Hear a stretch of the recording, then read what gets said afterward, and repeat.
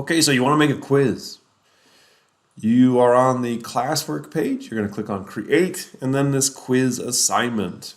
So once we click on that, again, just like everything that you add a title, so my quiz, whatever quiz that you want. If you want instructions, you click on that. If you want to add something to your quiz, like a resource maybe they want to see, or something they need to read, or something else, you click on Add, and again, same options as always come up: Google Drive, link, file, or YouTube.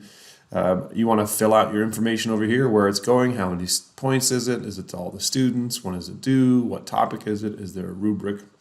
And then what Google does, what the Google Classroom does, is just creates a blank quiz for you. So then you click on this quiz and it takes you to a Google form. If you know all about Google Forms, you can just skip this part now and go about your merry way and go to the brain dump and see what you can remember. But I'll talk about what happens here. Once you assign it, then it's just now an assignment, and it's just a Google form. So what will happen is you'll go, and when you look at the assignment, you'll look at their results from Google Classroom, and you'll be able to assess. When you're going to do the blank quiz, for the forms, you can have short answer.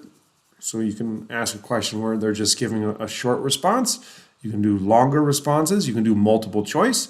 If you do a multiple choice question,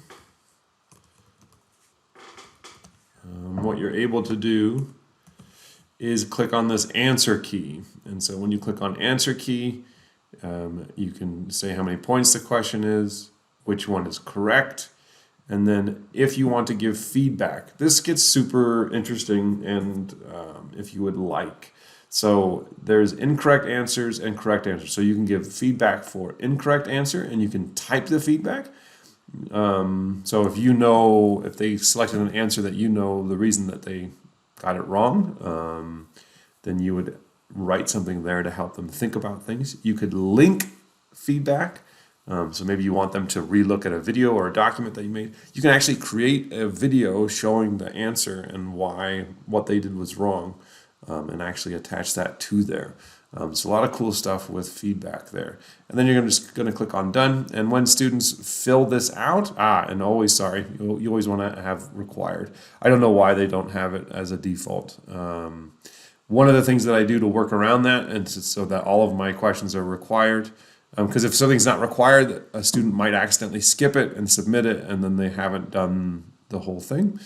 So I always, the first question is I have required, and then I just copy it, I duplicate it, so then I don't have to worry about that. Other options that you can have, check boxes. So if you're wanting more than one response, if you want to give them a drop-down list. Sometimes you'll want students to show work. So you can do this file upload, so they can take pictures of their work and send it that way. You can mess around with scales and grids to your heart's content if you'd like to do that, and play around in that way. But most of the time, most quizzes will be either short answer, paragraph, or multiple choice. You can insert, you can make titles and describe things. You can add images for students to look at and respond to. You can actually add videos and then split sections. If you'd like to know more about forums and quizzes, please ask. I can give some other tutorials on that. And again, you click on Assign. If you want it later, you can schedule it, or you can work on it later by saving it. Bye.